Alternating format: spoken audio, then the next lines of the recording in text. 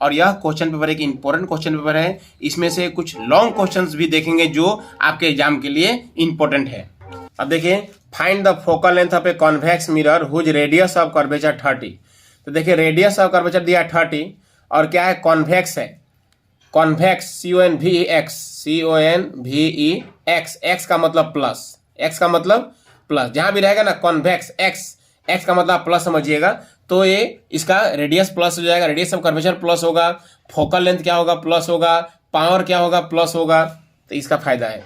तो यहाँ पे देखिए, रेडियस ऑफ कर्वेचर क्या है, दिया है +30 दिया है, और हमें निकालना रेडियस इसका, सॉरी क्या निकालना है हमें, फाइंड द फोकल लेंथ निकालना है, फोकल लेंथ। तो फोकल लेंथ का फॉर्मूला क्या होता है, F = होता है R/2, और R दिया है 30/2 कितना हो गया 15।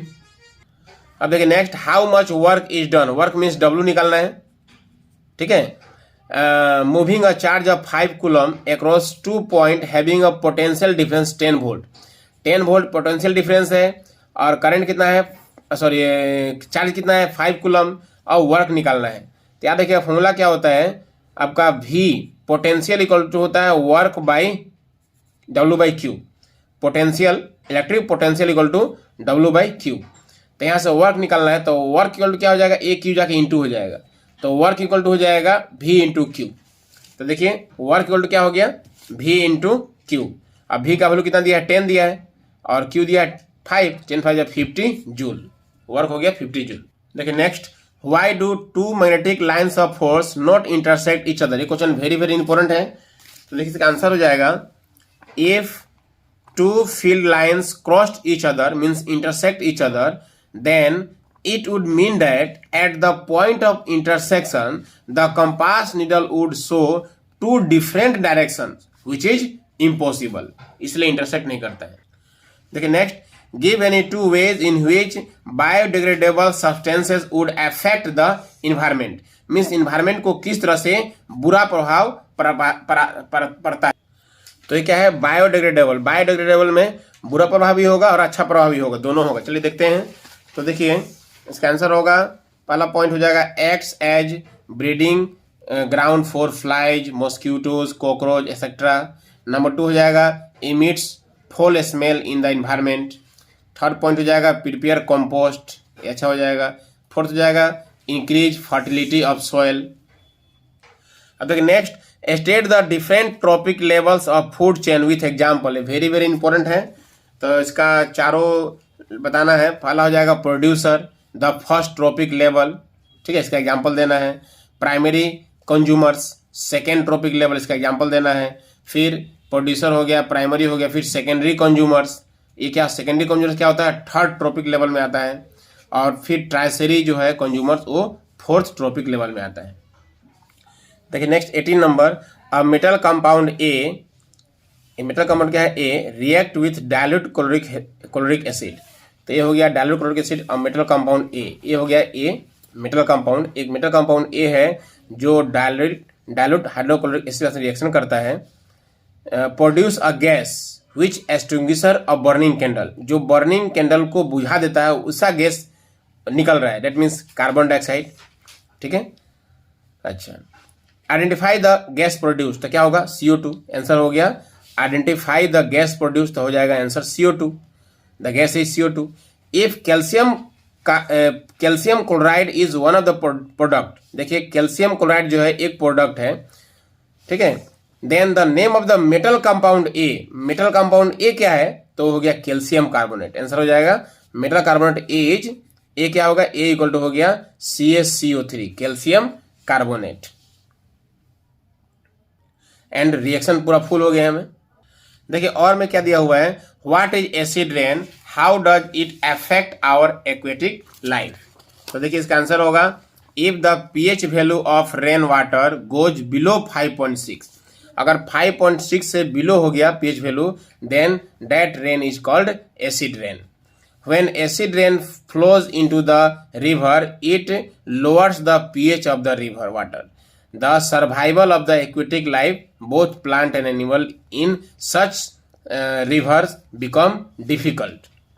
इस तरह से affect करता है aquatic life को। अब देखिए next, if about 3 ml of sodium sulfate solution sodium sulfate Na2SO4 is mixed with about 3 ml of barium chloride solution means BaCl2। तो सोडियम सल्फेट और बेरियम क्लोराइड दोनों जब रिएक्शन करेंगे तो क्या होगा, आयन एक्सचेंज होगा। बेरियम जाएगा यहाँ तो हो जाएगा BaSO4 और सोडियम आएगा यहाँ तो बन जाएगा सोडियम क्लोराइड NaCl। तो ये आयन एक्सचेंज हो रहा है तो इसको क्या बोलेंगे हम लोग, double displacement reaction. What is the right the chemical equation हो गया। Right what is the white insoluble substance produced. तो इनसॉल्युबल सब्सटेंस मीन्स सॉलिड कौन फॉर्म हुआ, ये BaSO4। ये BaSO4 क्या है, ये सॉलिड है मीन्स इनसॉल्युबल सब्सटेंस है। ठीक है, तो आंसर क्या हो जाएगा, barium sulphate BaSO4 is the insoluble substance. Next देखिए क्या है, to which type of chemical reaction. तो देखिए आयन एक्सचेंज हुआ है तो इसको क्या बोलेंगे हम लोग, डबल डिस्प्लेसमेंट रिएक्शन। और इसमें आपका इनसॉल्युबल सब्सटेंस फॉर्म हुआ है मीन्स सॉलिड फॉर्म हुआ है तो इसको हम लोग प्रिसिपिटेशन रिएक्शन भी बोल सकते हैं। क्या बोल सकते हैं हम लोग, precipitation reaction, precipitation reaction. Next देखिए next, what are oxidation and reduction reaction. Addition of oxygen is called oxidation and removal of oxygen is called reduction. तो C+O to CO2 ऑक्सीडेशन हो गया और ZNO + C यहाँ से O remove हो गया और CO बन गया, ZN बन गया मीन्स ऑक्सीजन से रिमूव हुआ तो ये हो गया रिडक्शन। तो ये हो गया ऑक्सीडेशन का एग्जाम्पल, ये हो गया रिडक्शन का एग्जाम्पल। अब देखिए next question, what was the basis of arrangement of elements in Mendeleev periodic table. तो मेंडलीव पीरियोडिक टेबल का एलिमेंट्स का अरेंजमेंट कैसा था वो बताना है। Besides gallium what other elements have since been discovered that were left by Mendeleev in his periodic table. तो इसका आंसर देख लेते हैं। In Mendeleev periodic table elements were arranged according to their atomic masses in increasing order. और क्या बोला है question में कि बिसाइड गैलियम, गैलियम के अलावा क्या होगा, एस्केंडियम और जर्मेनियम। ये दो आंसर हो गया। अब देखिए next, what is the need to classify the elements. Mention the limitations of Newland law of octave. Means Newland का जो लॉ ऑफ ऑक्टेव था उसका दो लिमिटेशन बताना है। ठीक है, और एलिमेंट्स को क्लासिफाई करना क्यों जरूरी था इसका बताना है। To study the properties and characteristics of the element easily, it is essential to classify the elements on the basis of their similarity। Answer लिखना होगा। अब देखिए next, in the following table some groups of 3 elements arranged downwards in order to increasing atomic masses are given। find out which of these groups form Dobereiner triad। इसमें बताना है कि group A ना group B ना group C कौन है जो डोबराइनर्स का ट्रायड को नियम को फॉलो करता है। तो डोबराइनर्स का जो ट्रायड है क्या होता है, वह दोनों किनारे वाले का एटॉमिक मास को प्लस करके 2 से डिवाइड मीन्स एवरेज, दोनों को प्लस करके 2 से डिवाइड कर देंगे तो क्या मिलेगा, एवरेज। वह इसके बराबर आना चाहिए तो हम बोलेंगे कि यस यह डोबराइनर्स ट्रायड को फॉलो कर रहा है।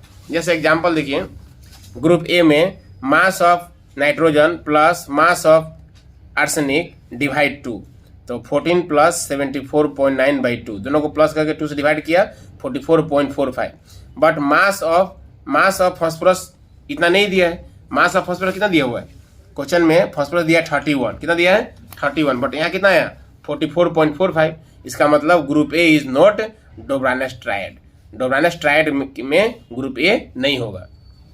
ग्रुप बी देखिए, mass of calcium plus mass of barium, मैंने दोनों किनारे वाला का मास प्लस करके बाई 2 आ गया 89।